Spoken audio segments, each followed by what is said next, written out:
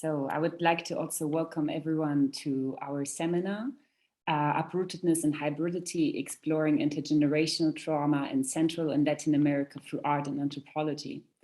It's great to see new participants here, as well as familiar faces or names when speaking in Zoom-related vocabulary. Today's seminar is a continuation of the seminar Uprootedness and Hybridity, Researching Eastern European Intergenerational Trauma in the Arts and Theatre, as Tom said, which we held as part of Refugee Week earlier this year. Together with a great selection of participants, we focused there on the subject of intergenerational trauma in the Eastern European context. Some of the participants are also present in today's audience, and I'm hoping for your participation in the group discussions at the end of the presentations. So this group discussion is also open to the rest of the audience, so please note your questions and share them in the interactive part of our seminar. You can also share them in the chat or send them to me via direct message. So tying on our previous reflections, we are also searching for parallels between the historic events in Latin America and Eastern Europe in today's seminar. However, it may be important to note that we are not going to generalize the subject of trauma, or more specifically intergenerational trauma. Each person experiences trauma differently, whether it stems from a collective experience in global wars, oppressions, or colonizations, or a singular experience. Similarities and differences of our human experience are what make it even more complex to reflect on this multi-layered subject. Leading the seminar as a person who has no immediate connection to Latin America, I'm not able to speak for those who are affected by the traumatic history of Latin American countries. That's why I invited today 4 fantastic guest speakers who will introduce their perspectives on the subject, inspired by their personal biographies or connections to the countries. Even though, or specifically because I may be considered an outsider in this context, I initiated this seminar to highlight how important it is to empathize with communities outside of our root networks. Especially because nationalistic separations are gaining popularity, I believe that it is more important to build an intersectional solidarity network of kinship and care to realize that we are all fluid beings with multiple roots. Before I'm going to introduce the wonderful speakers of today's seminar, I want to refer to 4 concepts that are, in my opinion, necessary to mention when talking about today's theme.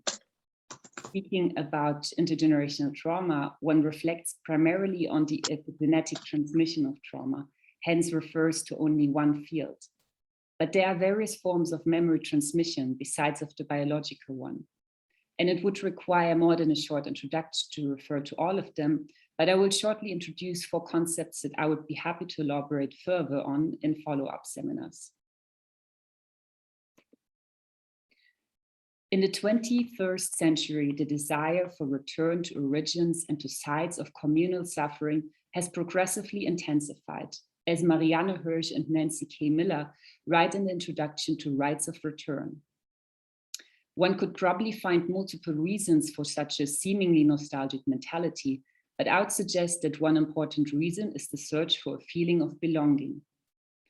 Also, my own motivations to research the subject of intergenerational trauma are largely inspired by my multicultural background that entail multiple forms of displacement. First from Ukraine and Belarus to Poland, and in the generation of my father from Poland to Germany. In the book Belonging, A Culture of Place, Bell Hooks goes on a journey to search for a place of belonging by walking through America. Hooks describes, like many of my contemporaries, I've yearned to find my place in this world, to have a sense of homecoming, a sense of being wedded to a place. Belonging, A Culture of Place chronicles my thinking about issues of place and belonging. Merging past and present, it charts a repetitive circular journey, one wherein I move around and around from place to place, then end at the location I started from, my old Kentucky home. I find repetition scary. It seems to suggest a static, stuck quality. It reminds me of the slow, languid, hot summer days of childhood where the same patterns of life repeat over and over again. There's much repetition in this work. It spans all my life. And it reminds me of how my elders tell me the same stories over and over again. Hearing the same story makes it impossible to forget. And so I tell my story here again and again and again.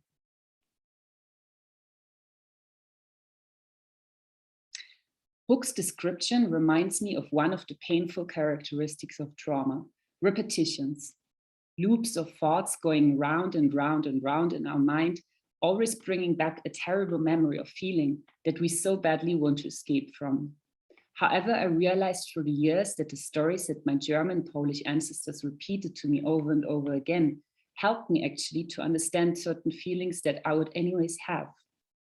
In contrast, another common characteristic of trauma is to remain silent and oppress the past, which leaves our present generation search for answers in the unknown. To connect with ourselves, one has to find a way to also connect with the past that forms us as much as the present. But how do we deal with a past that appears to occupy our present? Marianne Hirsch reflects on this in her book, The Generation of Post-Memory. How do we regard and recall what Susan Sontag has so powerfully described as the pain of others? What do we owe the victims? How can we best carry their stories forward without appropriating them, without unduly calling attention to ourselves, and without, in turn, having our own stories displaced by them? How are we implicated in the aftermath of crimes we did not ourselves witness? The multiplication of genocides and collective catastrophes at the end of the 20th century and during the first decade of the 21st, and their cumulative effects have made these questions ever more urgent. Post-memory is the term I came to on the basis of my own autobiographical readings of works by second-generation writers and visual artists. As I was reading and viewing the work of second-generation writers and artists, and as I was talking to fellow children of survivors, I came to see that all of us share certain qualities and symptoms that make us a post-generation. Why would I recall particular moments from my parents' wartime lives in great detail and have only very few specific memories of my own childhood? I began to wonder. Hirsch continues to reflect on the concept of the post that continue to dominate our intellectual landscapes. While the Latin prefix post suggests that something lays in the past, the events are still affecting the present.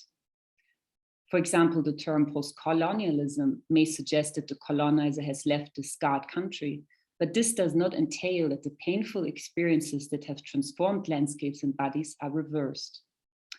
Frantz Fanon has written largely on the alienating experiences of colonization that have caused mental illness to the patients in Africa, and can, in my opinion, also be used for the aftermath of occupations, wars, and other collective tragedies dictated by violent authorities that left people traumatized.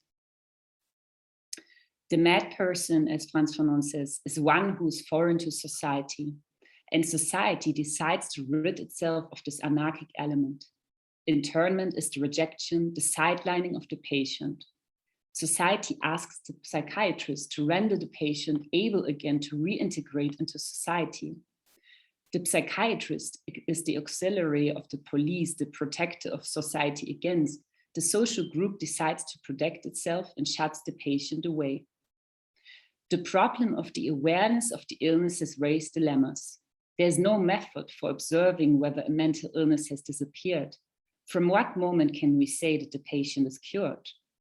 As of 1930, sociologists supplied psychiatry with some interesting data. Since the patient has effectively lost the sense of the social, he must be re-socialized. For some, the socialized being is one who lives without giving anyone else cause for concern. Only which group does one adapt to?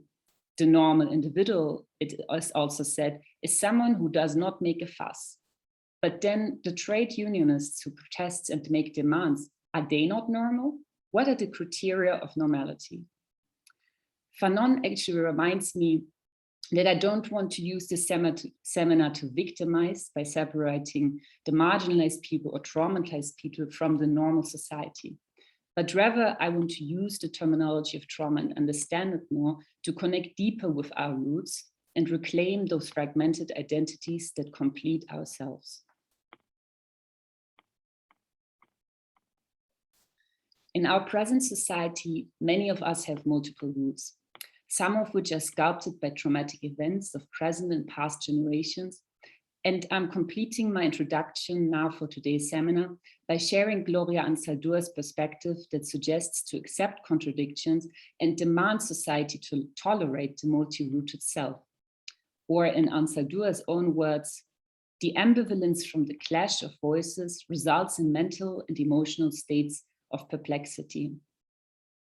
Internal strife results in insecurity and decisiveness.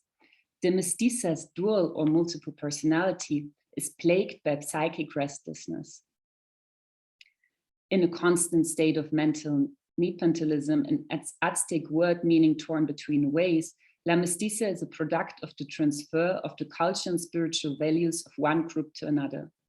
Being tricultural, monolingual, bilingual, or multilingual, speaking apart is, and in a state of perpetual transition, the mestiza faces the dilemma of the mixed breed. Which collectivity does the daughter of the dark-skinned mother listen to? The new mestiza copes by developing a tolerance for contradictions, a tolerance for ambiguity.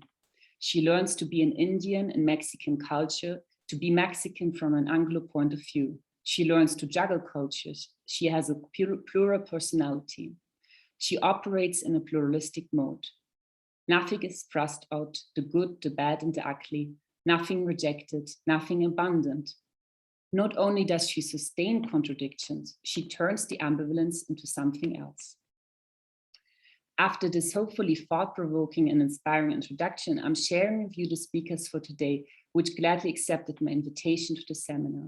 And I'm looking forward to learn more about the complexity of the subject through them. So we are going to start our seminar today with Jessica P. Cerdeña, an PhD candidate in medical anthropology at Yale University. We will continue with Tiara Roxanne, an indigenous cyber-feminist and scholar and artist based in Berlin. Svitlana Biedarieva, a Mexico-based Ukrainian artist and curator, will continue. And we will finish with Eliana Sola Bussas, an Argentinian Berlin-based multimedia artist. So I'm going to head over to Jessica and shortly introduce her. Jessica is a PhD candidate in medical anthropology at Yale University. She recently defended her PhD on migrant motherhood during the COVID-19 pandemic and inspires to a career as a family physician anthropologist. Her research and activism confront racism in medicine, health equity, and structural violence in Latinx migrant communities. Jess's work has been supported by the National Science Foundation, the Wenner Grant Foundation, and the Robert Wood Johnson Health Policy Research Scholars Program, and published in venues including The Lancet, the Journal of General Internal Medicine, and the American Journal of Bioethics.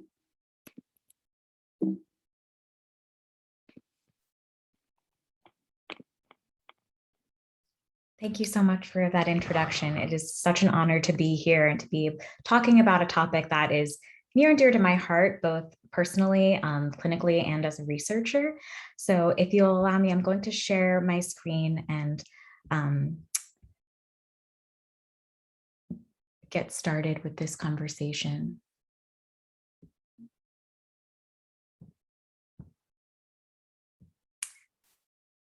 All right, so today, I want to speak with you about intergenerational trauma in the Latinx community, focusing on origins and pathways to resistance.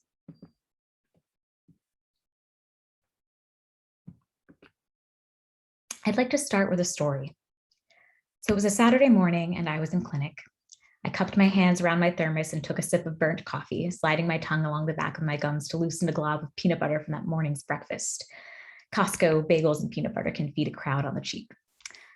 I rolled back into the desk chair, opened my binder, and reviewed my notes from my last session with this patient. Eulalia was 57, separated, with one daughter.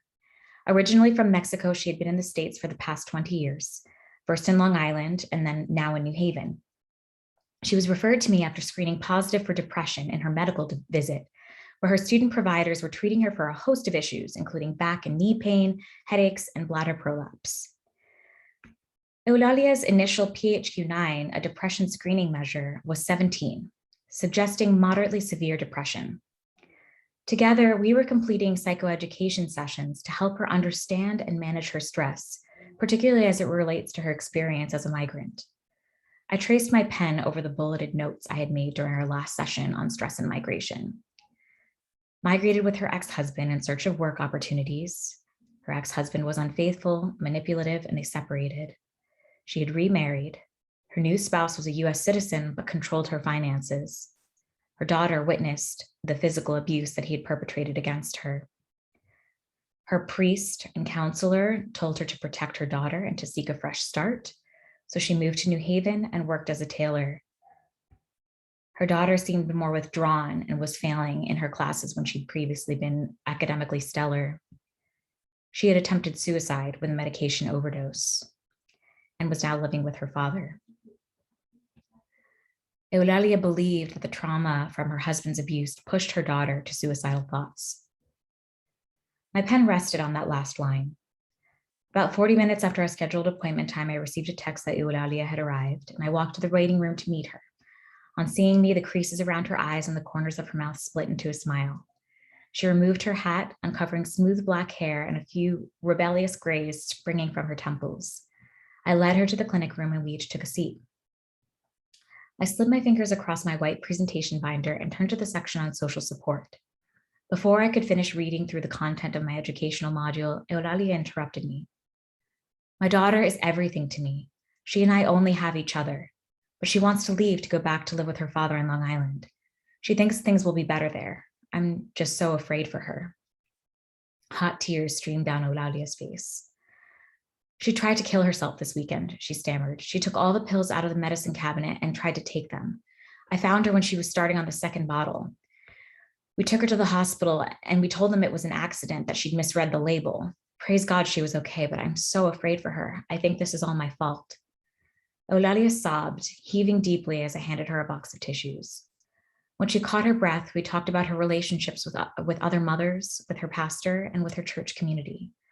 Together, we developed a plan to respond to her daughter's cries for help while increasing her self-care activities. Over the next 6 weeks, I saw Eulalia cry less.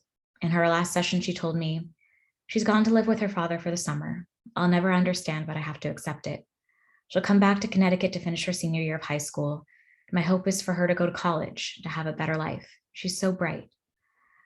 Although the tense pitch of her voice revealed her pain, Eulalia exuded a confidence I had not seen before. Somehow sharing her suffering had lessened it. Eulalia's story pierced me, shaping the way I conducted future psychoeducation sessions with migrant patients experiencing depression. As I gently interrogated about their relationships with their children, I learned more and more about how these individuals, particularly migrant mothers, feared their traumas affected their children. Whether immigration detention, financial stress, childhood sexual abuse, or intimate violence rose to the top of their list of stressors, many of these women felt that their children's emotional or psychological conditions resulted in part from their mother's wounds.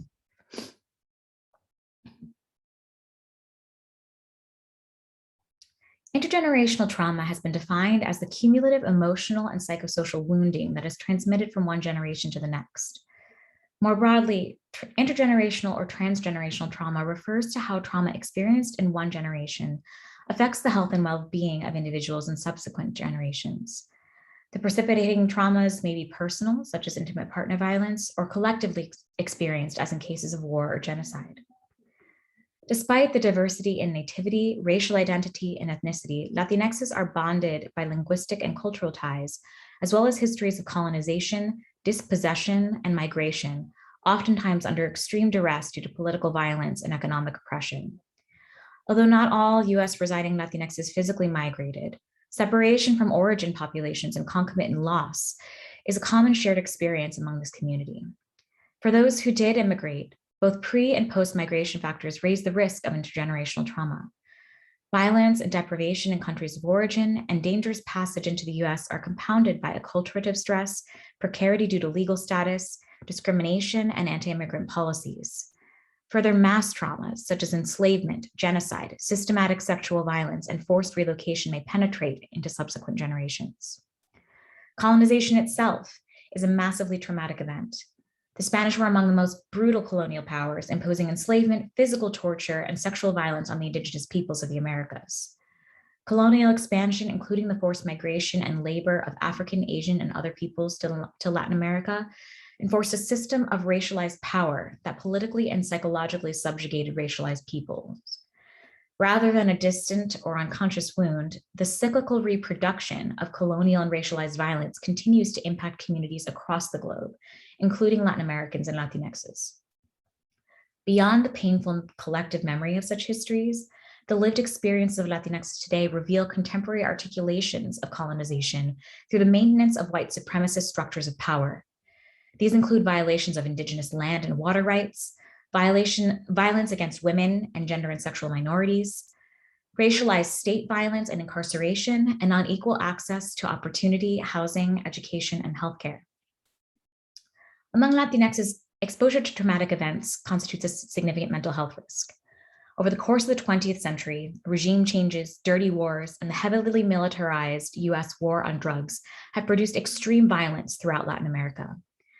These adverse events include forced disappearances of over 30,000 citizens during the military dictatorships of Argentina, Chile, and Uruguay in the 1970s and 1980s, the deaths of hundreds of thousands during the civil war in Colombia and the Chaco War between Bolivia and Paraguay, the genocide of around 200,000 mostly Quechua Maya in Guatemala between the 1970s and 1990s, the torture of political dissidents in Bolivia, Brazil, El Salvador, Paraguay, and beyond during the 1970s and 80s, the deaths of around 70,000 Peruvians due to internal conflict in the 1980s and 90s, gang and police violence linked to drug trafficking in Colombia and Central America, and the ongoing legal violence against Latin American migrants who attempt to enter the US without formal documentation status.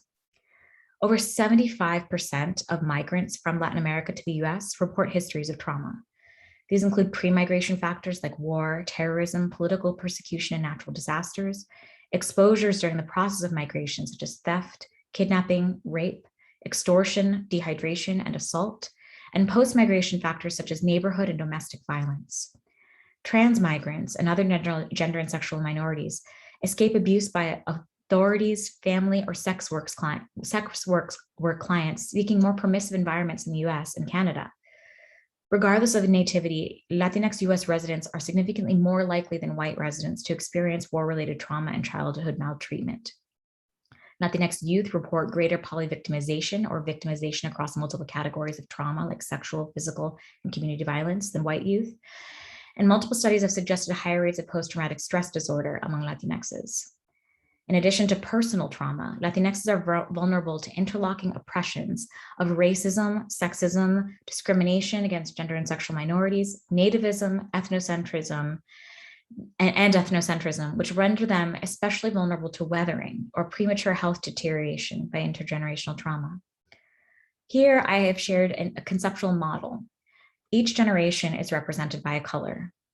Intergenerational trauma refers to traumatic experiences and impacts across 2 generations, whereas transgenerational trauma occurs across 2 or more. Historical trauma is represented by narratives of colonization in the outermost ring, passed down by an elder to subsequent generations. Reproduced forms of colonization and structural violence are represented by the nested ring, rather than linear structure. The individuals relate to one another across generations, with the experiences of one generation, particularly in childhood, shaping the environment of the future generation. Cultural forms of intergenerational resilience are shared by the women in the outermost ring, singing a familiar healing song that transcends generational boundaries. Rather than emphasizing cycles of abusive parenting, which is something that often comes up in conversations, particularly among scholars with respect to intergenerational trauma, here, this shows how Latinx children also inherit conditions of structural violence.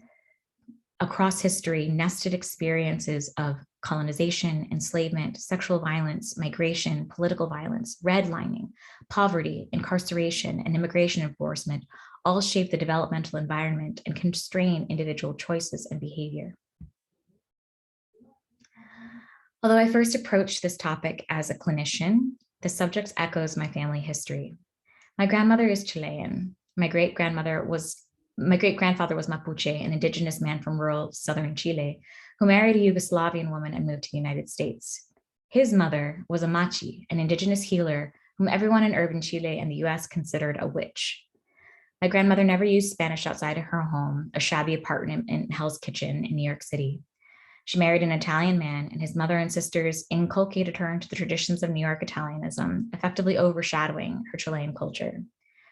Even now, despite their dark features and high cheekbones, my aunts and uncles resist the label Latinx, deluded by the racist mirage of assimilationism and the allure of whiteness.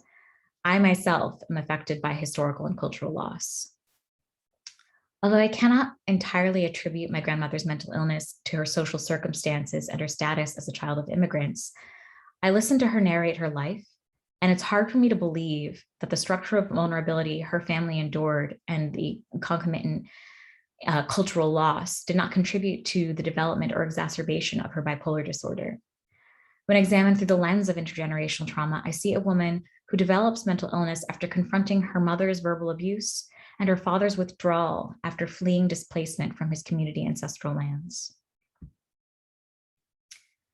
Here, I'm sharing some findings from a media analysis of 123 documents from popular and social media sources. 71.5% of the studies of the documents examined underscore the necessity of healing and resistance to intergenerational trauma and proposed approaches to achieving it. Lay perceptions of intergenerational trauma center processes of healing through community solidarity, strengthening cultural traditions, and engaging in subversive modes of expression through art and counter narratives. In other words, popular sources emphasize relational impacts of trauma, the power of collective memory and community solidarity, and the need for connection across culture, community, and terrain to enact resistance and healing. In brief, it's important to recognize that trauma is rarely exclusively an individual process, and historical traumas do not live in the past. Rather, trauma has a cyclical effect. It's an iterative process that creates embodied effects on oppressed individuals and communities through its repetition and reconfiguration. Engaging in practices of collective remembrance and the constructions of counter-narratives or subversion against the dominant modes of history-making and storytelling provides the opportunity to claim and conquer trauma. Finally, resistance through modes of linguistic, artistic, and public expression transmute and sublimate traumatic experience into processes of collective healing. Thank you all so much for your time and attention. I am very happy to engage in discussion or answer any questions when the time is right.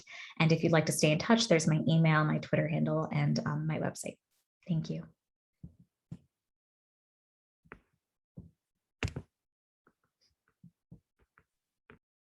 Thank you so much, Jess. I have several questions also that are connected to our previous conversations, but I will keep them for the group discussion. I find specifically also interesting when we first talked this connection between this mental illnesses and this like way how women are called witch and there's this collective healing prohibited. So we will talk more about this. But now I'm going to head over to Tiara, and I will shortly introduce Tiara. Tiara Roxanne is an indigenous cyberfeminist scholar and artist based in Berlin. Her research and artistic practice investigates the encounter between the indigenous body and AI by interrogating colonial structures embedded within machine learning systems.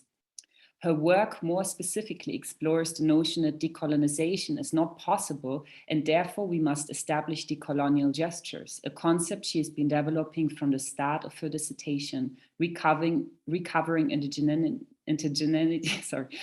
territorial dehiscence and digital immanence, which was completed in June of 2019 under the supervision of Catherine Malabou.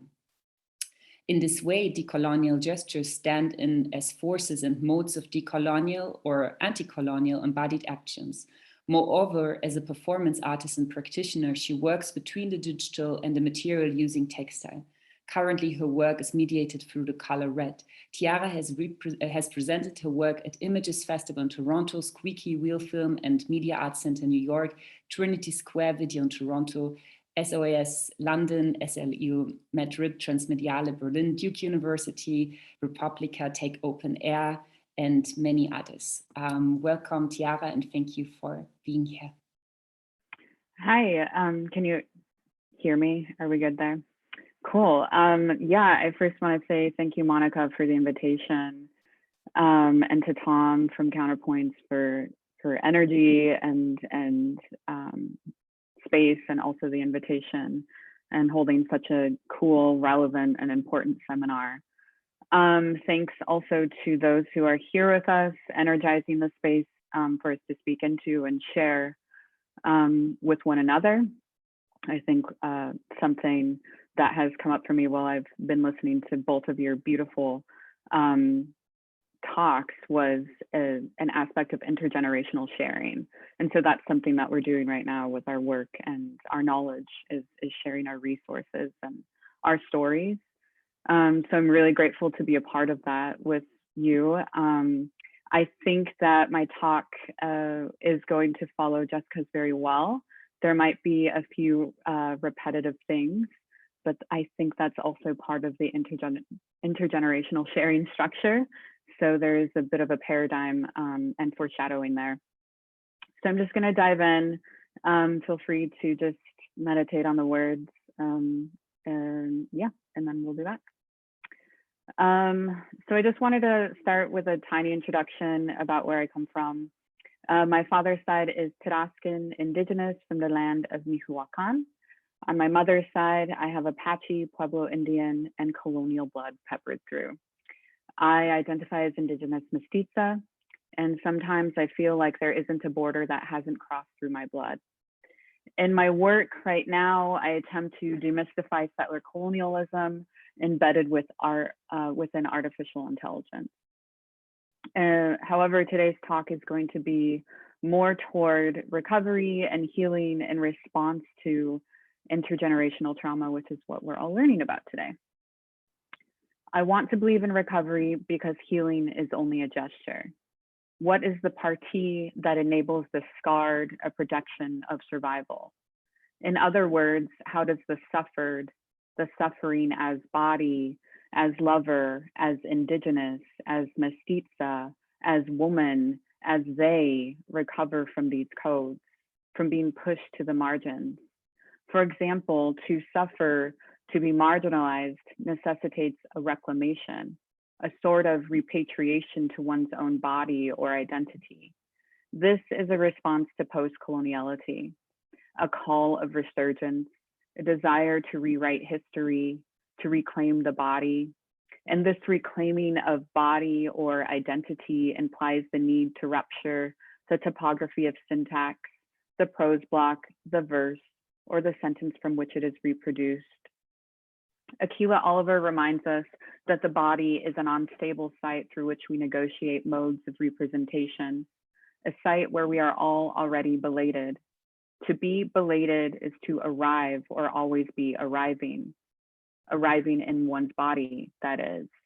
In this way, the body is a landscape that lends itself to the possibility of contemporization, reterritorialization, reclamation, and recovery. I want to believe in healing, so I start with recovery because healing is only a gesture. Healing more generally suggests a wholeness, a return to being whole again, to the self that was before in a priori body. However, because this is not possible, healing becomes a gesture reaching toward this wholeness, whereas recovery is possible. Recovery is the thing healing is gesturing toward. Furthermore, recovery here refers to the regaining of strength or health. The emphasis here lies on regaining. Etymologically, recovery derives from the Latin word recuperare, which means to get again. Thereafter, the body regains strength. It recovers. It does not become whole again or return to its previous state of being. It does not heal. It transforms. Because we are stuck in bodies, because we are always arriving in our bodies, we can begin to recover by understanding this inescapability. The limits of the body are physically and psychologically tied. What I'd like to highlight more specifically here is the trauma event. A trauma event refers to an experience that causes the individual to feel emotionally overwhelmed and unable to cope. Trauma for Indigenous peoples is experienced individually, for example, through abuse or separation from family, and collectively, for example, through war and genocide. For Indigenous peoples, both types of trauma experiences are historically traced and remain intact, mostly through subjectification. For example, one's relation to the world using I and corporeality, for example, one's body holding that experience. I am this body, and thus my body is a tool for making meaning in and of the world. Though these trauma events are due to colonization and historical violence, which then in return are buried by the settler who erases the Indigenous experience, collective trauma disrupts this erasure and silencing through oration. Thereafter, collective trauma is activated through the subjective retelling of the trauma event, as well as through corporeality, where trauma is passed genetically.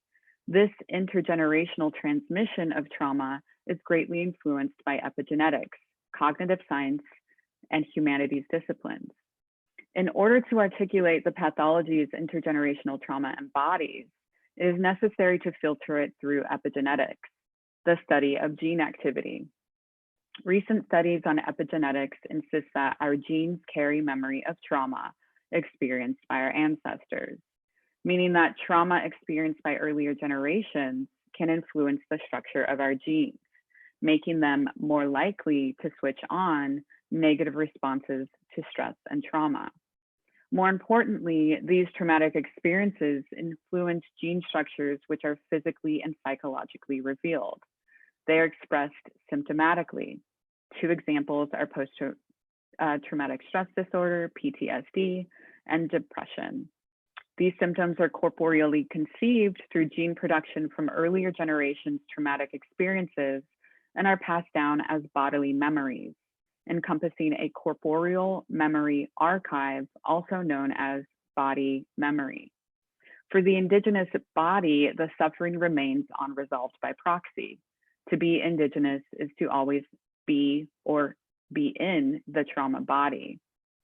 Furthermore, that traumatic body memory lies dormant in the peripheral nervous system, waiting to be triggered by reminders of the trauma event, whether experienced personally, secondarily, or genetically. Another form of memory that is exhibited via the body is what Akilah Oliver called flesh memory. Flesh memory, according to Oliver, is recognized symbolically and representationally through markings and sufferings from the past, either personally, secondarily, or collectively, specifically for the Black body. These somatic experiences for both body memory and flesh memory are activated and felt as present when past traumatic or violent memories arrive or are triggered. Since we are stuck in bodies, there is no way out of this trauma or these violences. The scar, our flesh, or the body memory is always present as a reminder. Thereafter, a kind of material rupture that unsettles and aims to undo social and political dysfunctions or hegemonic structuring, one that catapults movement, is the application of dehiscence. Dehiscence or dehiscentia or dehiscenterm derives from dehiscer, which means to gape, to open, split down of the earth. Dehiscence is rooted in the performance of splitting and was first conceived in the fields of medicine and botany. Within the medicinal canon, more specifically, dehiscence provokes the antithesis of healing. What is called wound dehiscence is a surgical complication where the splitting occurs along the lines of the suture. More generally, this kind of dehiscence is one of anatomical madness, as the wound is susceptible to reopening and infection over variance of time, until finally closing, which is usually recognized by the formation of scar tissue, more flesh memory.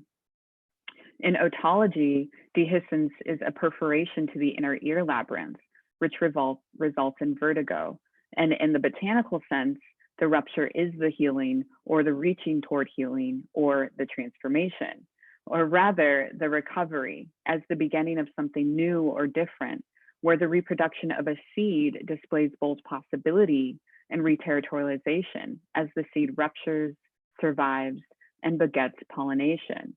It is becoming, arriving, and returning. For each meaning of dehiscence, a rupture occurs. However, the result varies and presents a different form prior to its previous state. I have begun referring to dehiscence as the science of healing because it offers a significant kaleidoscope of perspective, provided the framework of subjectivity, which filters the wound or seed or the self that it splits. Each enabled their own event, their own outcome when encountering the rupture. So how do we apply dehiscence to the topography of syntax, the prose block, the verse, or the sentence from which it is reproduced? How does one rupture the sentence, decode the line, detonate the syntax? And here I'm speaking about the grammar in which we use to speak about Indigenous peoples from a colonial perspective.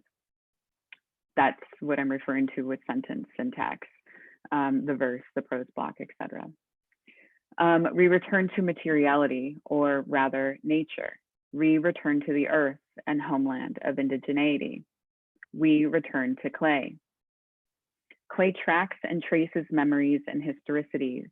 It is a material substance that does not need language or dialectics to understand its importance. Clay for Indigenous people cultivates community, tradition, and ritual. It comes from Indigenous homeland and is multi-purpose. Clay tells a story without using language. It is the narrative.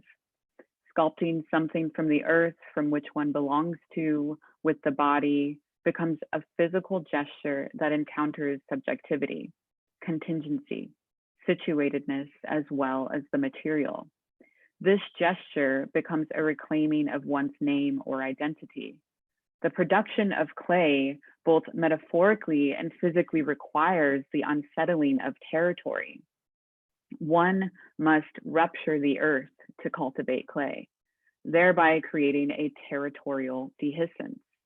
This territorial dehiscence is a process that requires corporeality and earth, a materiality that denies a need for language or dialectics. It decodes the body by returning to one's land, one's identity, and cultivates a material that is indeed a symbol for indigeneity, Indigenous territory, Indigenous homeland, Indigenous tradition, Indigenous community, and overall history. It is a story of indigeneity. The gesture not only desilences by using the body, by returning to one's land and cultivating community, by reclaiming one's identity, it also contemporizes indigeneity. This contemporization, this reterritorialization is accessed as rupture in order to return, a return in order to rupture to return, to desilence, reclaim, recover, and transform. In this world, in this body, in these bodies, it is of utmost urgency to apply radical thinking processes and critique the hegemonic structures which continue to code, marginalize, silence, separate, and dehumanize. So we can start by acknowledging this trauma, these trauma events, these violences, and the impossibility of removing this corporeal memory archive or healing as such, and start to recover or transform by returning to nature, by using the body to reclaim and build something that allows us to start regaining the necessary strength. And that is all. Thank you so much. Yeah. Thank you so much, Tiara, for another inspiring, beautiful talk.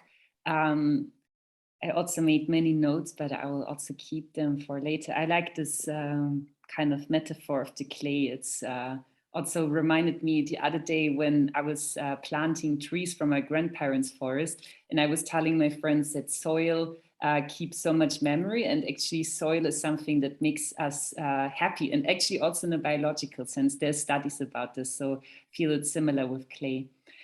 So more in the group discussion. Now I want to pass over to Svitlana, who is in Mexico, one of the earliest times. I think it must be almost 8 a.m. now, but still very early. Thank you so much for coming so early to this seminar. I'm going to introduce you shortly. Svitlana Biedarieva is a Mexico-based Ukrainian art historian, artist and curator with an interest in Eastern European and Latin American modern and contemporary art. Her books include At the Frontline, Ukrainian Art 2013 to 2019, and Contemporary Ukrainian and Baltic Art, Political and Social Perspectives 1991 to 2021. She has a PhD in History of Art from the COCO Institute of Art, University of London. Biedarieva's papers have been published by, amongst other outlets, Space and Culture, Art Margins Online, MIT Press, and Revue Critique d'Art, University of Rennes. Thank you so much, Svitlana, and I'm looking forward to your talk. Thank you, Monika.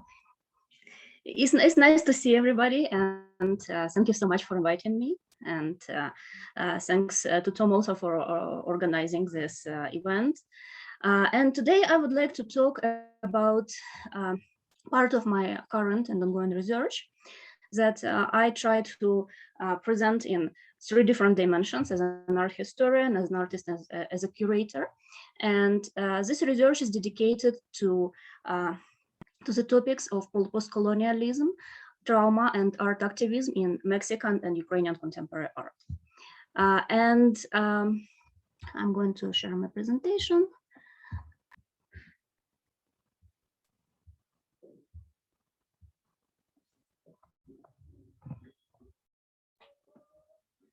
Okay, you can see it. Yeah, okay, great.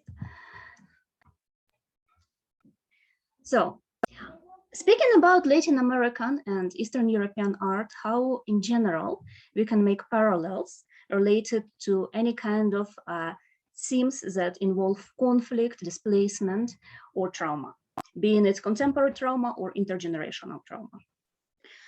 We can speak about Piotr Petrovsky's notion of horizontal art history that discards the idea of centers of meaning production and centers of art production globally, and brings in local histories that create altogether a non-linear, diffuse, and polyphonic model. And between these local histories, we can find different similarities and different differences. Another notion that is very important for this comparison is the notion of post-memory, coined by Marianne Hirsch in her book about the Holocaust, that speaks about the transformations of the past that occur in the present generations. So basically how present generations of people who migrated, for example, or who stayed in the same place, cognize and interpret the traumatic past. But should we indeed focus in our research of art and related notions of related social notions, should we indeed focus on the trauma?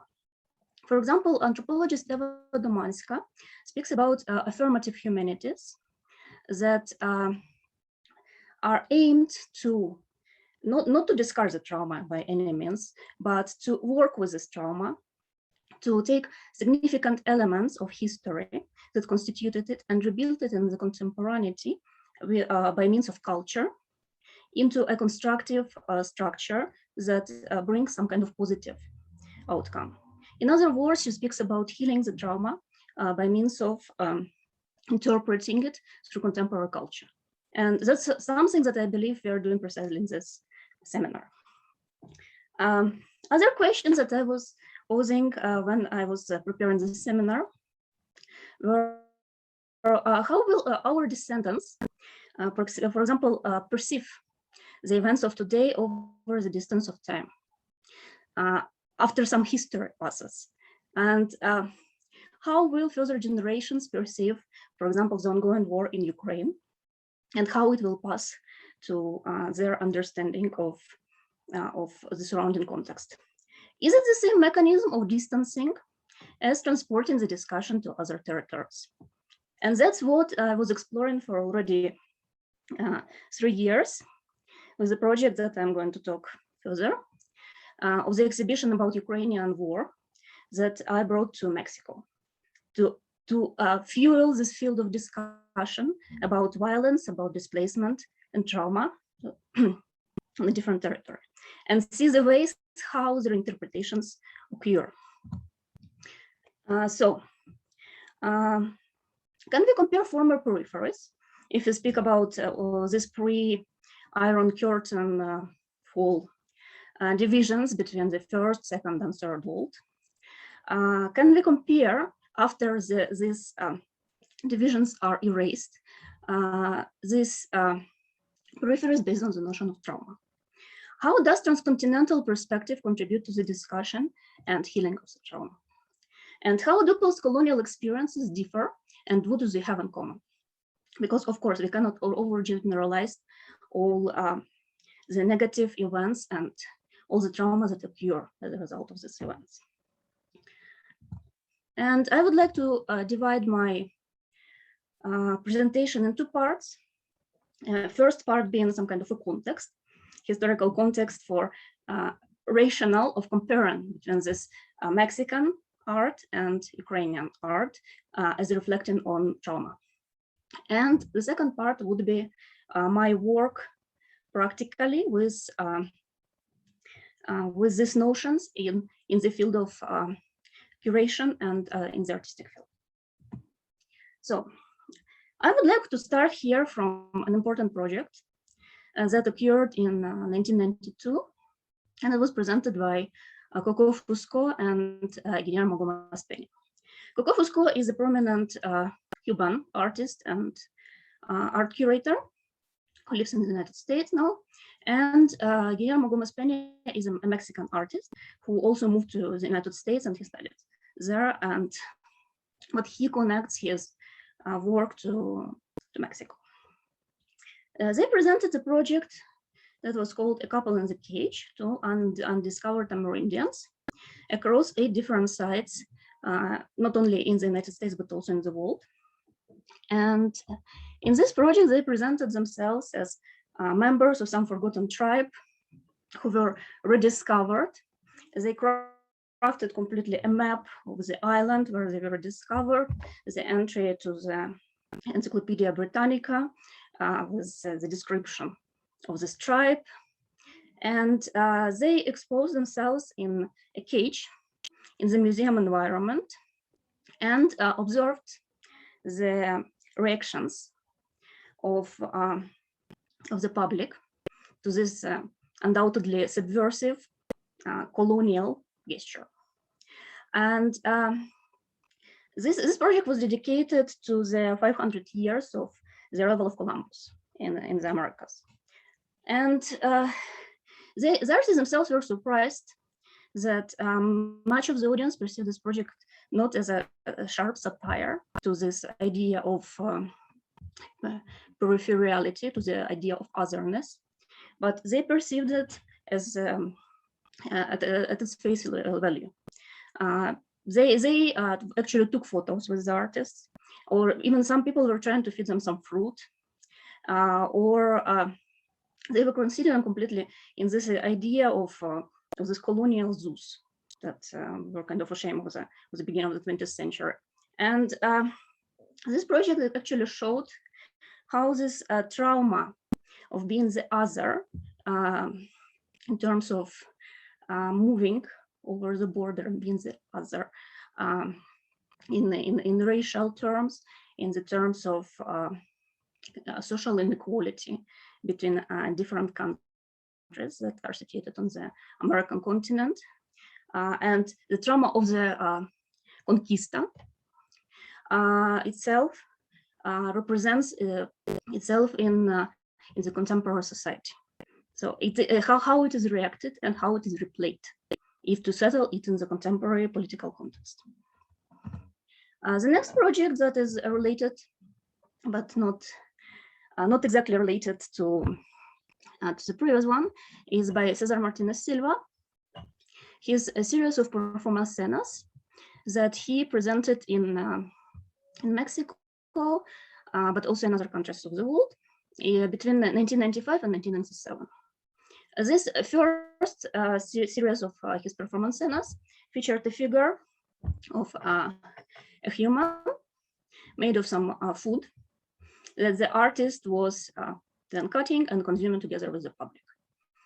Of course, this project made a reference to the famous notion of anthropophagy and the Anthropologic Manifesto by Osvaldo de Andrade from 1928, from kind of piece of modernist literature from Brazil, that speaks actually about a different perception of mestizaje as it is perceived in Mexico.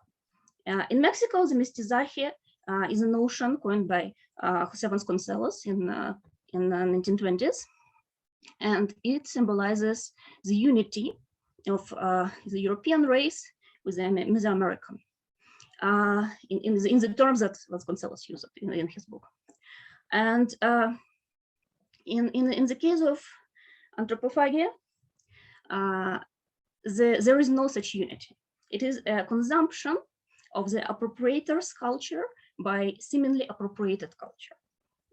And Martínez Silva was replying to this notion, but also he was speaking about pre-Hispanic trauma, of the violence of the Aztec society, because even before the arrival of the conquistadors, things were not peaceful in the continent, and there were kind of a lot of conflicts, and there was a lot of violence involved.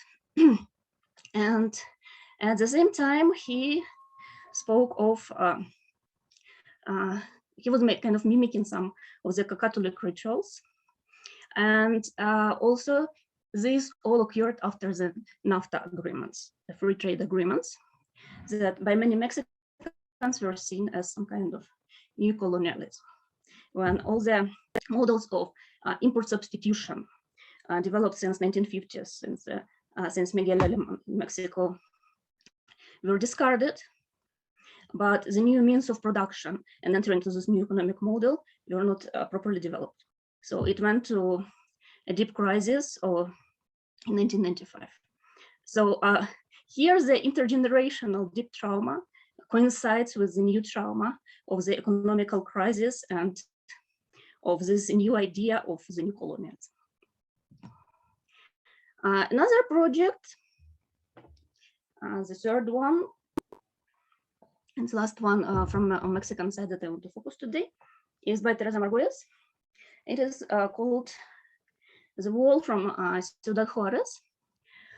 And this is actually a wall of an elementary, of a high school that she brought to the exhibition space. And in front of this wall, a shooting of 4 people occurred due to the drug violence in Ciudad Juárez, which is her hometown. This created a part of the border project where she merged this wall with another wall where the shooting of 2 policemen occurred. There were like two walls presented. And this project was called Border. This signified the border for the very area of the Ciudad Juárez that is kind of limited by all its violence that occurs inside of it. And the impossibility for local people who inhabit it to break this violence and to go out. And now I turn to the Ukrainian part of my research. And here I wanted to speak about the work of Maria Kulikovska, which is basically the map of Crimea. In 2014, Crimea was annexed by Russia, and many of the artists, many of the cultural activists in Ukraine were affected by this, not only by this feeling of the loss of territory, but also by the feeling of loss of their hometowns. And Maria Kulikovska, she was born in Kerch in Crimea, and she needed to flee as as the Russian militaries arrived to Crimea.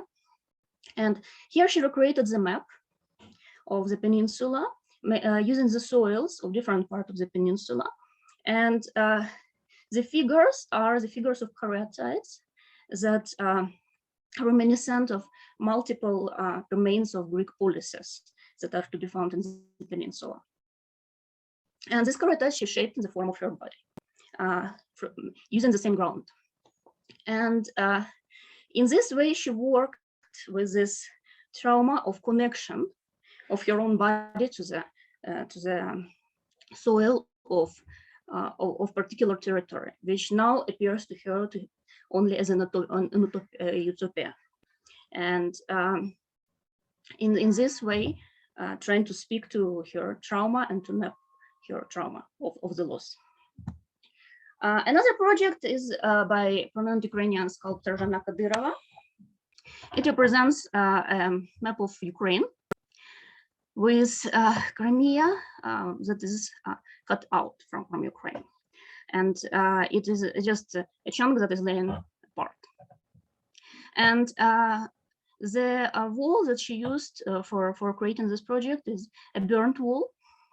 And this idea came to her during the events of 2014 when the House of Trade Unions in the main square of Kiev was burned together with more than 60 people who died inside of this house. And for a long time, this building was just standing in the center of Kiev with all the burns around. And when the artist saw it, she saw it as a metaphor for current situation of Ukraine. And from the other side of this structure, there is actually Soviet wallpaper glued, because she wanted also to highlight kind of this peaceful other side, which is also linked to all this post-colonialist experience of the Soviet Union. And the last project from Ukraine is Alevtina Kahidze's project called Strawberry Andreevna, Klubnika Andreevna, and is a series of small interviews with her mother, who stayed in the area of conflict occupied by Russian forces in those areas that were occupied, and they're kind of detached now from Ukrainian territory, but they still belong to Ukrainian territory, the Donbas region. And her mother was taken with her on phone. She couldn't come to mainland Ukraine, and neither her daughter could visit her. And the artist actually inscribed these talks in a series of drawings and some kind of naive notes of the comments of an old lady about the surrounding situation. Unfortunately, her mother died precisely because of this situation. She was trying to cross the post between the block post between the occupied territory and the Ukrainian territory controlled by Ukraine. And because the connection was not very good, she needed to stay for around 10 hours in the bus, and at the end she died because of natural reasons, because of all the difficulties of moving. In this way, also this project very well reflects on trauma that current generation experiences, but also through oral histories of other generations. And here I would like to speak briefly about the exhibition that I co-curated in Mexico City in 2019-2020. This was an exhibition called At the Frontline Ukrainian Art 2013-2019. And this exhibition spoke about many of the difficulties caused by the turbulences, war, displacement that are ongoing in Ukraine. And the aim was precisely to have this feedback from Mexican audience and to see how the notions of trauma, how the notions of conflict can be interpreted between different in this kind of intercultural way. The idea of this exhibition actually stemmed from 2017 when I presented my own artistic project in Museo Erasto Cortes in Puebla and the National Center of Arts. It was a series of murals that was dedicated to some kind of bestiaries of monsters created by war propaganda, and also these monsters that are kind of not real people, but they're media created aggression that is that pours out daily in the everyday life. And these are actually the works that were included in the exhibition on the front line. The work by the series of by Janna Kadyrova, Behind the Fence, where she spoke also about territorial divisions related to Crimea on the seashore. She was placing different parts of children fences for children playgrounds. Then the work by Oля Mikhailiuk simply went away. She interviewed a group of refugee women from Lugansk who needed to flee from shellings in 2014. And some of them needed to walk in snow for 40 kilometers. And also the artist included in this multimedia installation a video of her repeating this trip of 40 kilometers in the snow. As a project by Evgenia Belarus's Victories of the Defeated, focused on the everyday lives of female miners in the age of the conflict next to the rest of Donbass, and there all the social conditions, kind of very unfavorable social conditions they live in. Another work by Lada Nakonechna, the so-called are stones that are labeled with different words like Nazis and different other words, kind of not very favorable labels that in the beginning of the conflict with Russia were very visible as some kind of tension in the experience in the media, that oppositional media were throwing at each other, fueled by Russian propaganda. And we had also the response from artists, from Mexican artists to this exhibition in form of a series of performances. And one of the performances was by César Martínez, who prepared different types of armors, of some different types of guns from eatable materials, and he used for that recipes from Mexican cuisine and from Ukrainian cuisine to kind of to comment satirically. Well, we need to see this through the lens of all this neo-Mexicanism of 1980s in Mexico and all this kind of parody on important topics, to comment on all this explosion of violence. And the other work was Paula Pazier, the performance that was called We Are Americans Too.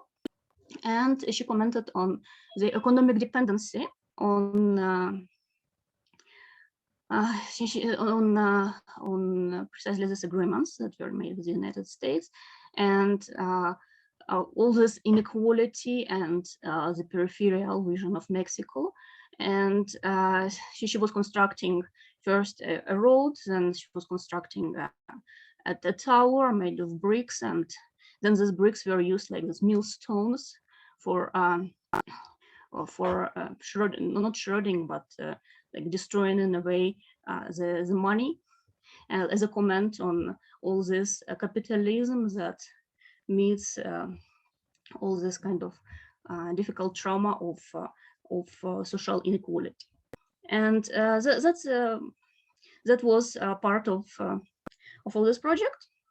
And other part was also a number of academic panels that we were holding precisely to discuss and to compare the experiences through all these notions of post-colonialism, trauma, and displacement. And that's all.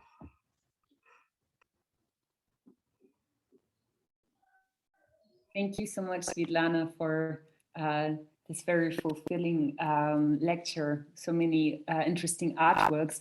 You brought up something interesting also that I would like to discuss further also in the group discussion on the subject of reflecting on intergenerational trauma in countries or in regions that are still being traumatized, as in Ukraine, as in many parts of Latin America. So this is something, as a heads up, that I would like to discuss also further in the group discussion.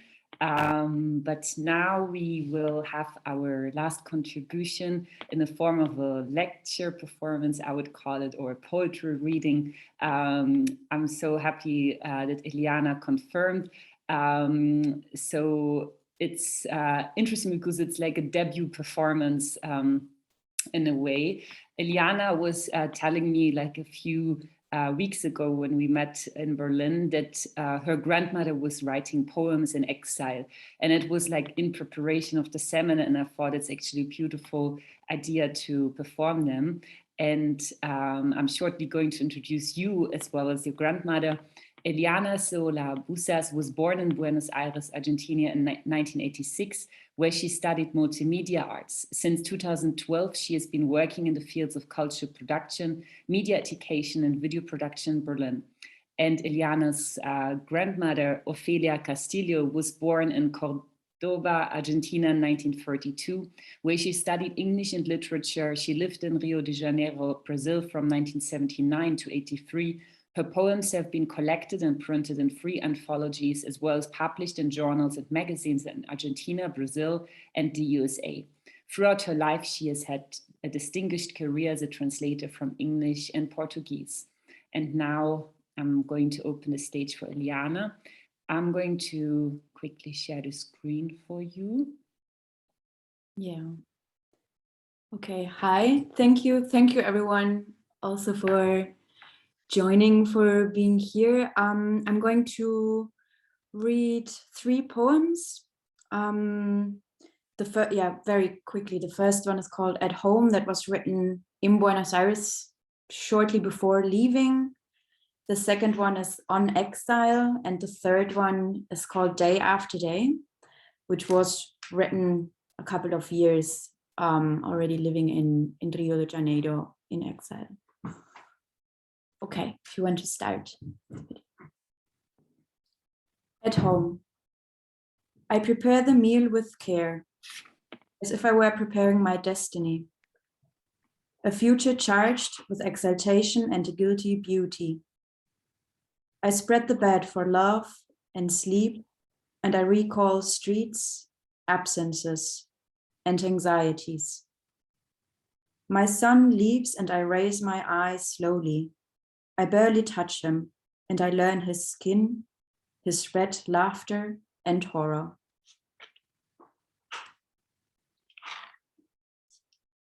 On Exile.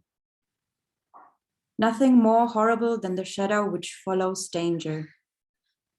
The savage winning sectioned by a thread of steel, with no streets, with no friends, no petty misfortunes, with a stone tied to the ankles and an oceanic horizon, without fevers, and without love too, without the resplendent and wet tide, because it is time of need, and love is a luxury, a clandestine light, the furious, arrogant, forbidden affirmation of excess. Day after day, routine has ceased, fear ended, and raising your arms, you slowly draw in the air of your new firmament, now silent sepulchre.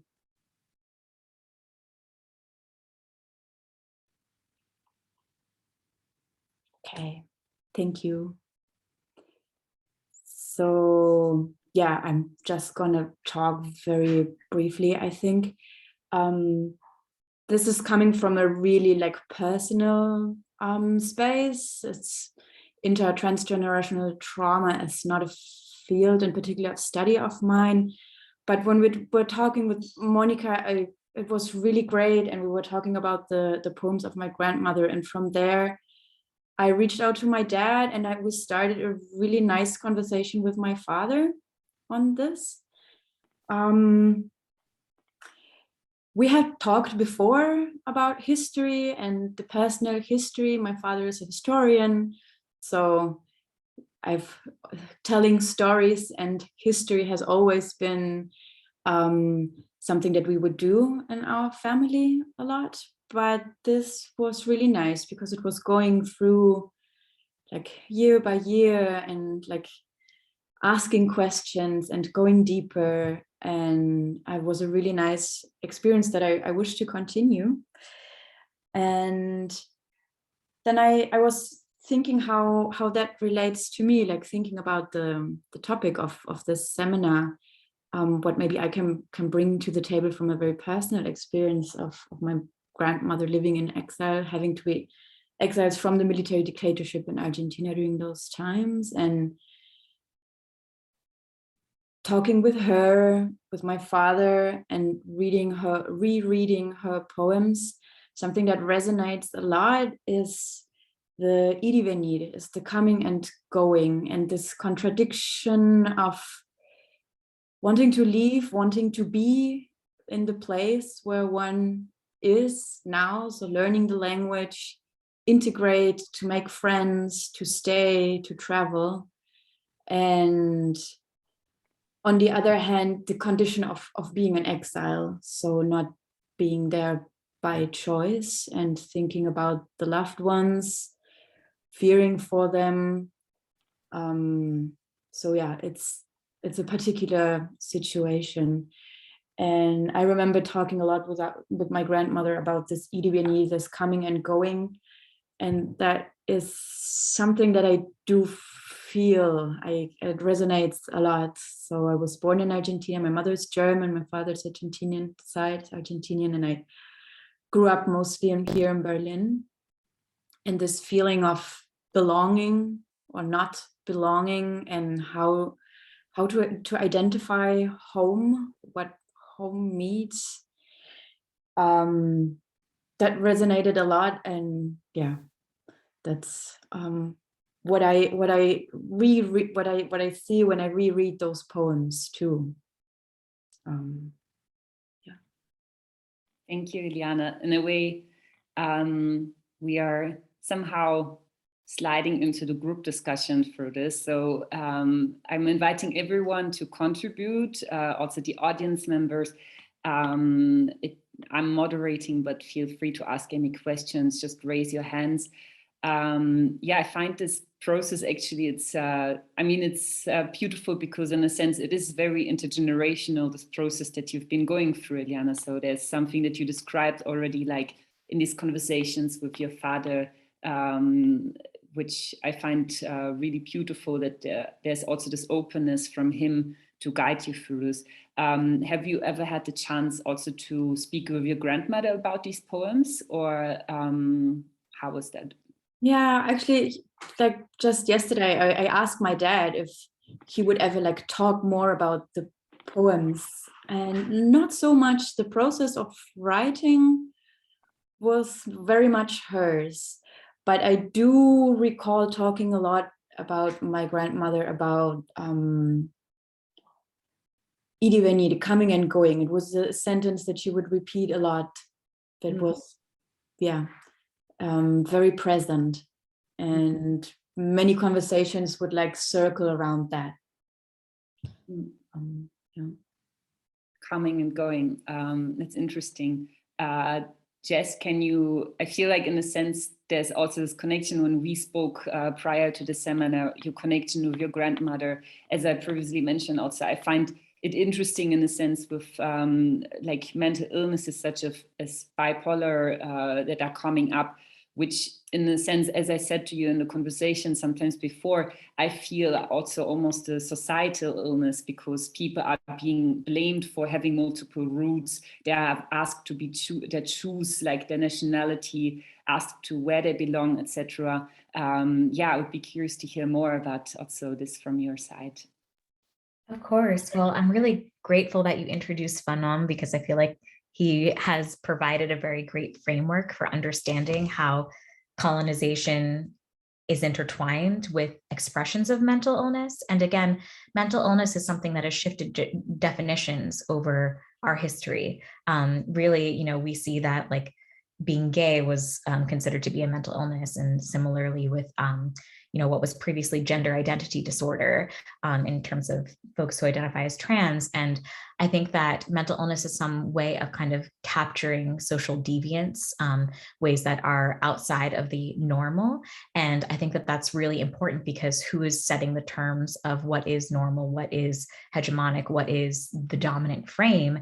And for people who have experienced oppression, colonization, and so on, that is automatically outside of the norm. And I think Fanon does a really great job of kind of recognizing how expressions of, and many other anthropologists have done a good job of kind of considering how expressions of quote mental illness, or presentations that might be clinically assigned or diagnosed as mental illness, are actually forms of subversiveness and resistance, kind of a corporeal reaction to experiences of violence. And I think that when we conceptualize mental illness, I think that it's important not to disentangle it from the social context. So when I narrate the story of my grandmother, and also to an extent myself, I think a lot about kind of how being divorced from her culture, her father's ancestral lands, growing up, you know, in poverty, and basically trying to deny her history in order to be able to conform, that takes a toll on the body and the psyche. And again, I can't say that, you know, she developed bipolar disorder. I can't say that it's explicitly due to these things, but it's impossible to ignore them as contributors. And I think that kind of, when we bring in a conversation about you know, how people express themselves in social contexts, and how that becomes legible in clinical contexts, it's very, very important not to disentangle these social dimensions. Mm. Yeah, that's it's interesting. I find Fanon's work so important also to understand. I mean, he probably never used the word intergenerational trauma, but in a sense, he was basically like doing an important introduction work to this research that people are doing nowadays. Like Svitlana, you like reminded me in a sense also of this aspect in jazz in a way as well.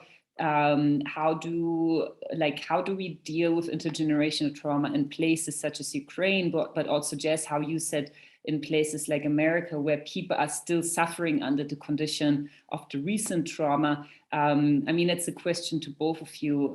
I think that's something that is kind of, yeah, it's causing almost like an obstacle to even heal, or kind of, as Tiara mentioned, to recover from this intergenerational trauma in the first place, because you are still, or at the moment, dealing with the trauma in these places. I'm curious if you have some thoughts about that.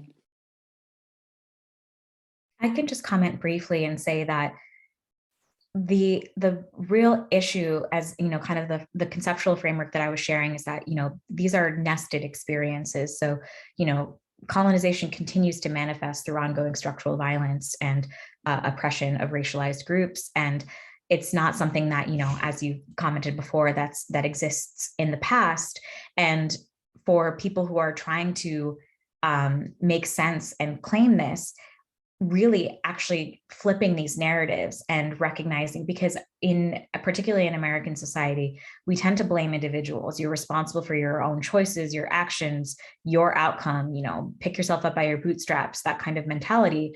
But being able to construct a counter narrative and being able to recognize that the reason that my family is in this situation is not because we made bad choices. It's because of these kind of nested layers of oppression persisting across time, and being able to kind of own that and share a collective memory of what these traumatic experiences have been like, and how they continue to pervade across generations, confers a certain degree of power and ownership. Because, you know, Latinx folks are not the people who write history, and you know, Indigenous folks and Black folks are not the people who tend to be able to have that kind of textbook narrative of what happened. But being able to flip that on its head and say, this is actually what happened, and this is how it affects my body, my community, my story today makes a huge difference in terms of being able to kind of move toward. And I really appreciate how Tiara was saying that, you know, healing is kind of a process of approaching that wholeness from before, of approaching that. Exactly. Mm. Well, I would like to comment that, sorry, I have here a technical difficulty. Second.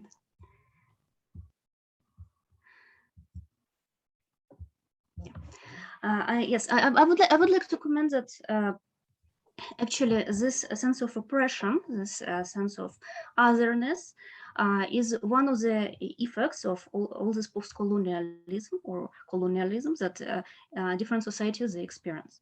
And I think that actually, from my point of view and from my field, the best way of visualizing it, of interpreting it, and not, of course, defeating it, but in a way making it visible and making it discussable is through cultural practices and through artistic practices. And that's why I'm precisely so interested in my work and focusing on this particular aspect that they deal with all this post-colonialist interpretation.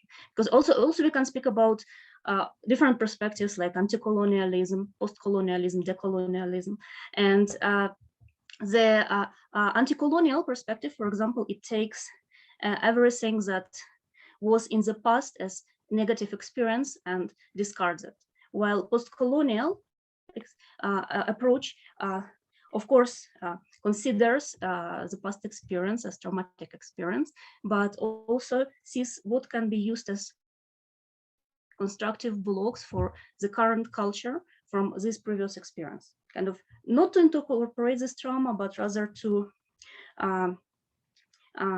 make this trauma intelligible and kind of accept that there was such trauma, but the current culture needs to be built on the past without denying the past.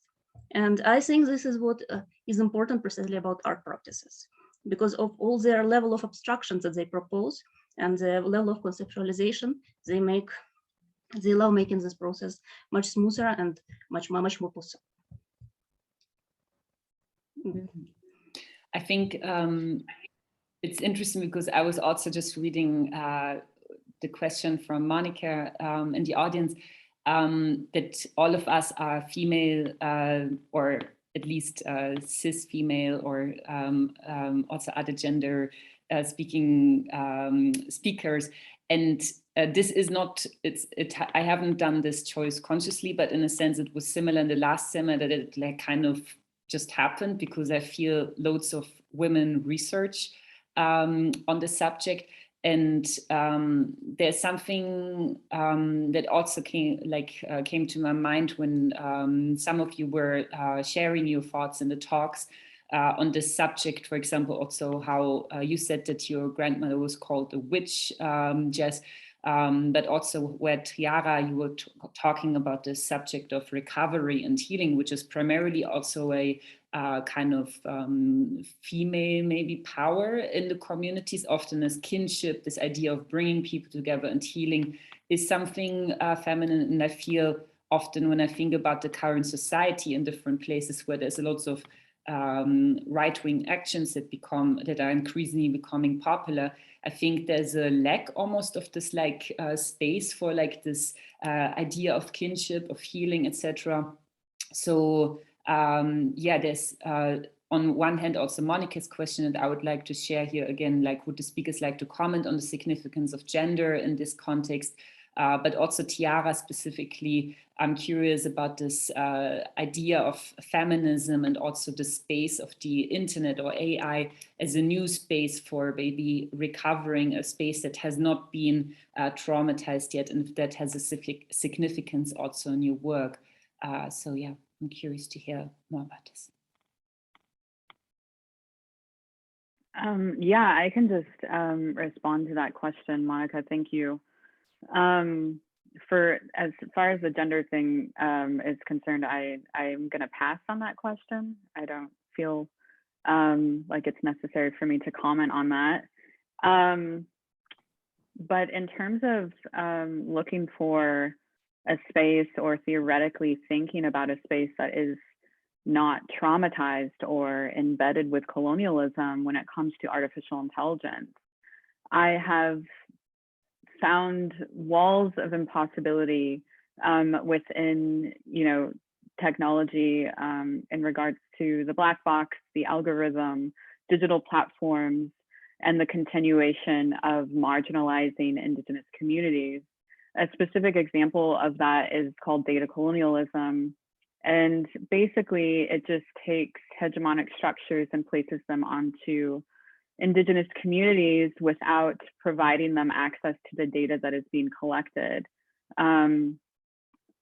sharing resources about why that data is being collected and what is being done with it. And then when they are marginalized or unseen, and therefore not put into data sets, Indigenous people specifically, I can use the Navajo Nation in the States as an example, that they are not included as the Navajo Nation in data sets. It's marked as other. And so with this, when it comes to healthcare resources, for example, the Navajo Nation is unable to state that they need healthcare resources. They don't even have access to clean running water to wash their hands, for example. And so this is kind of something that I continue to see in artificial intelligence. I've looked at attempting to develop digital spaces of trust and safety only for Indigenous peoples on the North American continent, to share storytelling, intergenerational storytelling for and by Indigenous peoples only. But that takes an immense amount of support in order to create a kind of collective sharing between Indigenous communities, but also share the resources that are required to provide access to technology and understanding how to use it. So again, when you are working with communities that are still asking to be acknowledged in present day, and this speaks to the first question by, I think it was Nina, as museums function as temples of collective cultural memory, right? So in the States, of course, we have many museums reproducing representations of Indigenous peoples, Native peoples in the past. And when I say Native or Indigenous, I'm talking about pre-colonial beings in the States, right? Pre-colonial peoples in the States. So we see these representations of Indigenous people in museums, and this representation implies that Native Indigenous peoples no longer exist, that we are no longer practicing tradition in the States. And that is a way that passes down intergenerational trauma to massive amounts of people, because we are still trying to be acknowledged. And that goes back to art installations that I've created, and my main work is called They Are, We Are, I Am. And it's attempting to reinforce that we are still here and we are still practicing tradition.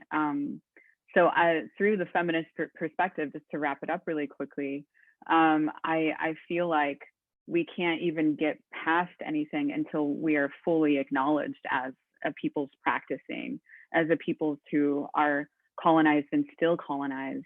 How the wall between Juarez and El Paso is deeply palpable, and the checkpoints through the states are a re-traumatization every time you drive through a state. At least that's how it was for me when I was just there this summer. I had to show my passport in order to cross the border.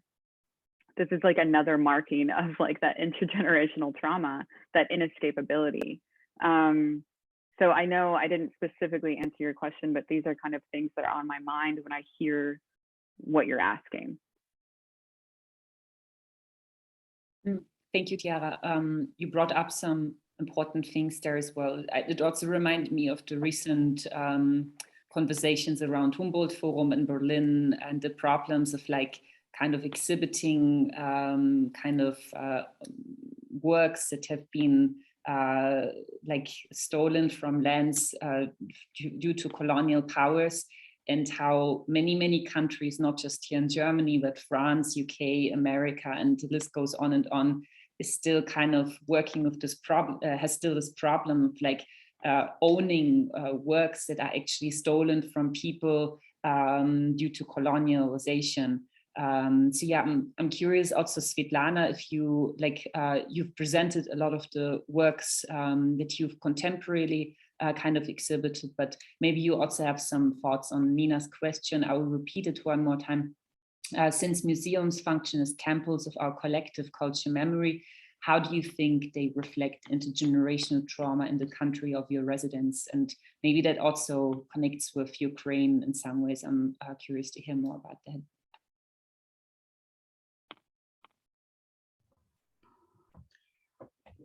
Well, the country of my current residence is Mexico. So I can speak about different types of museums, because whether some of them, they focus on more art from the from 30s, from 40s, from the monumental school of painting, and of course they present certain perspective on all these concepts of mestizaje that Mexico lived with since the beginning of 20th century, since the Mexican Revolution. But also there are other types of museums that are precisely spaces dedicated to working with this trauma, and one of those is a Museum of Memory and Tolerance here in Mexico City, with whom I had the chance to collaborate precisely in this project of La Línea del Frente, and it's where it was our collaborator where we presented these discussions about war in Ukraine. But the museum is dedicated mostly to the Holocaust, because there are many people who were coming to Mexico, as to other parts of Latin America, as a result of the events of the Holocaust. And also it focuses on different aspects of human rights defense in different countries. So of course, this we cannot say that this is an art museum. This is more like multimedia-based historical museum. And I think these spaces are necessary. But I think what is also necessary is to precisely work directly with public art museums that can present more critical exhibitions on the topics that relate to the general historical and social context. Not only in Mexico, but also in Ukraine and in the world, is necessary really to speak in terms of artistic exhibitions and in terms of comparative perspective, to speak about all these topics. And for example, here in Mexico, I see a kind of a lack of this approach, but also in Ukraine, because I think by default, somehow contemporary art sometimes is concerned in some kind of very up-to-date topics, and it doesn't go more deeply into the memory. And it would be interesting to see more examples of art that work precisely with these ideas of memory and intergenerational knowledge. And I think this is precisely the field that needs to be developed, and this is developing now. Thank you, Svitlana. So we're almost at the end of today's seminar, but I would like to ask one more time if anyone in the audience has questions. Maybe Tom, if you also want to ask your question directly. So if there are any more questions, please feel free to ask them. I did put a question in the chat for Tiara, but I don't know if that's something you can respond to. But I was in that, when you're talking about the importance of physicality of movement, whether that was a kind of a general or even sort of metaphorical idea, or you had particular processes or activities in mind. Yeah, thanks, Tom. That's a really beautiful question in response to the territorial dehiscence and this deep desire and need for recovery or transformation when it comes to intergenerational trauma and colonization. I think that's something that I'm still thinking about and working on. And I wish I could say, you know, that there was something specific in mind in terms of an activity or process. And in terms of the territorial dehiscence, I believe that's a shared and community rupture that can be experienced in terms of creating something out of Indigenous clay together. This is the first and only thing that has truly arrived for me, especially in response to data or digital colonialism, is to return to materiality or to return to earth and to think through and with cosmologies. However, as a scholar, you know, and someone who is shaped or modeled by academic structures, I have met many walls of that feel inescapable to talk about that kind of cosmology or that sacredity for Indigenous peoples and have it welcomed in the academic community. I'd be grateful to share a few thoughts on the questions that have come up. So first, going back to Monika's question regarding kind of gender dynamics, I can't speak for everyone's gender identity. I think that it is something to consider, particularly when reviewing the history of Latin America. If you literally review kind of, and I have my own critiques of ancestry estimations, but if you literally review kind of autosomal and mitochondrial DNA from people who live in Latin America and Latinx folks in the United States, you'll see a disproportionate contribution on part of females to the indigenous makeup of the mestizaje that we see today. And that actually traces back to histories of sexual exploitation, marital exploitation, relationship abuse perpetrated by colonizers. And I think that, you know, reflecting on my great grandmother, I mean, being a machi, she was kind of gender fluid and was able to kind of harbor and inhabit different kind of gender norms and experiences based on what allowed her to facilitate healing and communion. And that threatens really European imposed hierarchies of gender, kind of a gender binary, and with, you know, patriarchal structures kind of imposing that, you know, men are superior, and her own work and presentation threatened that. So I think that it is important to, in particularly commenting on Latin American history, to hear from femme presenting people, to hear from women, and so on, because of this pattern of suppression and sexual violence. With respect to kind of thinking about place, and I'll wrap this into the comment regarding museums.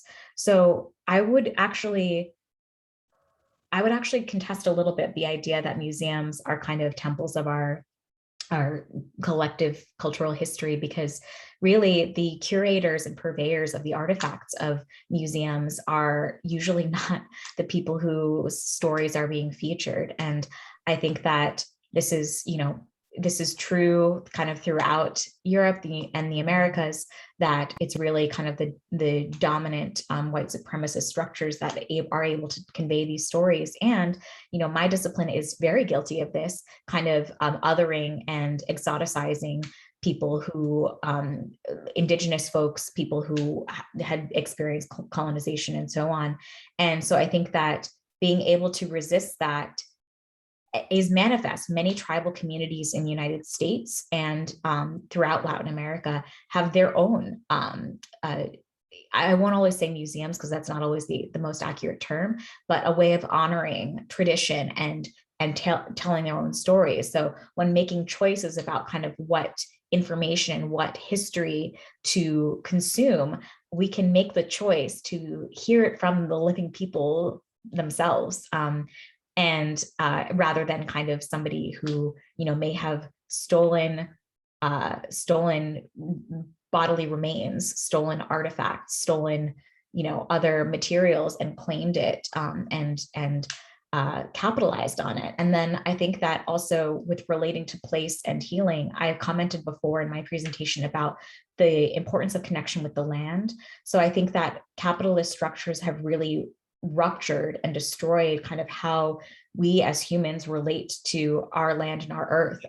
We think about things in terms of maximum profit and extraction rather than what a symbiotic relationship with our land might look like, and how we can both give and nurture the land and then also enjoy the benefits and gifts that the land gives to us. And that is something that that capitalism has entirely destroyed, as well as dispossession. So forced migration and colonization have destroyed these these connections with the land. And just to nod to the Mapuche community, the Mapuche are actively fighting for sovereignty over the land that is the space for their cultural heritage, and that is something that we need to support. Indigenous land back movements, being able to recognize who controls the land and how do we relate to the land, I think is a really important part of this kind of imagining space for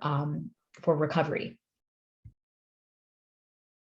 Thank you, Jess. You also, I think you brought up this one ambiguous situation, speaking of gender, because as I also spoke prior to this seminar to my friend Eli, who's a Chilean Mapuche musician based here in Berlin, Eli also explained to me that in the Mapuche community there was no such thing as gender. And I think it's strange that with the integration of the concept of colonialism that was opposed to them, we now have to speak in terms of gender, because in this concept, the women were kind of like oppressed and bringing up different problems. So it's this strange thing that the mind has to go through, that on one hand, we do not want to kind of separate between the genders, but due to like the colonial powers, we have to. I'm gonna read Helia's question in the chat box, which I think, Eliana, you brought it up also, speaking of your grandmother. As a former refugee and a failed returnee, I am interested in the coming and goings. The question that remains unanswered is the staying here or there. So if anyone in the group wants to comment on this.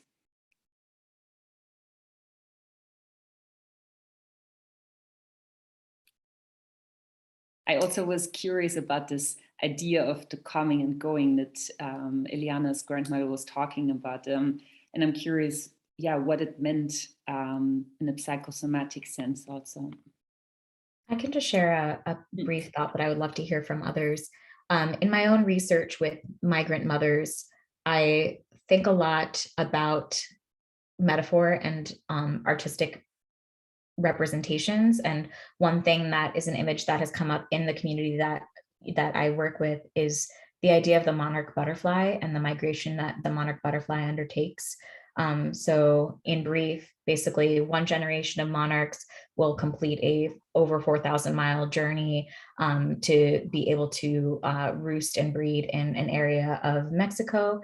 And then over the course of 4 to 5 generations, the descendants of that group will repopulate kind of the areas in the US and Canada where they originally began. And this really invokes this idea of, for those of us who are children of migrants or kind of descendants of people who have been displaced and experienced dispossession, it really calls to mind this idea of ni de aquí, ni de allá, like neither from here nor from there, this kind of in between, this liminal space, and this obligation to kind of recapture something that has not been part of our own lived experience perhaps, but is part of our collective memory. And being able to, it's possible that we don't, go back to our ancestral homelands, but how do we reclaim it, and how do we, further the meaning of that place, that location in our own lives and in the lives of our children.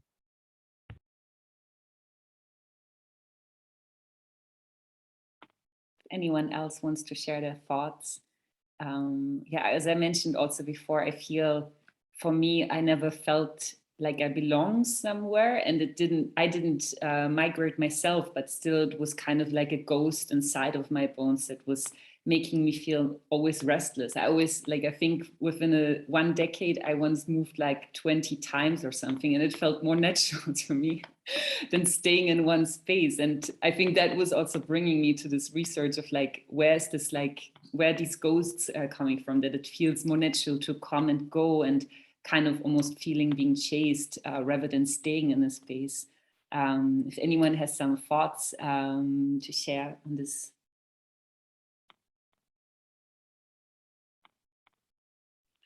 I was just going to say that phrase of coming and going also just brings to mind the obvious importance of language and how these phrases, and Jessica just talked about using in a different language, talking about different words, because those, I mean, obviously with everything, with these things, the different connotations of different phrases. Yeah, just obviously important to recognize and also obviously acknowledge everyone's, you know, we're all speaking in English today, but these languages come with all sorts of implications as well. I think also language can be used as a term of subversion. So, you know, in the United States, there's, quote, African-American vernacular English, which is thought to be kind of a, you know, a patois, a kind of hybrid form of expression, but it actually is a way of capturing kind of, your language does not have the words or structure or, you know, syntax that makes sense for me and my people. And, you know, similarly with thinking about Indigenous language and kind of, you know, the way that it trips up kind of a, you know, an Anglo or European tongue, that's important. That's, you know, that needs to be preserved, because we aren't meant to conform to, you know, the dominant schemes. These forms of language and expression need to exist in contention with those.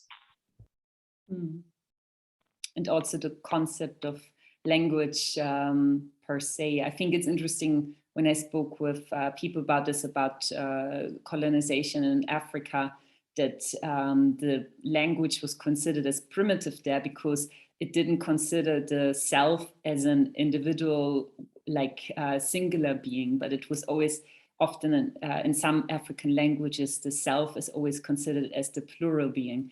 And I find that interesting also how this colonial language is trying to diminish that and break that down. So we are arriving at the end of this beautiful seminar, and I want to thank again so much to all the contributors and all the audience members who stayed also until the end with all of the beautiful questions.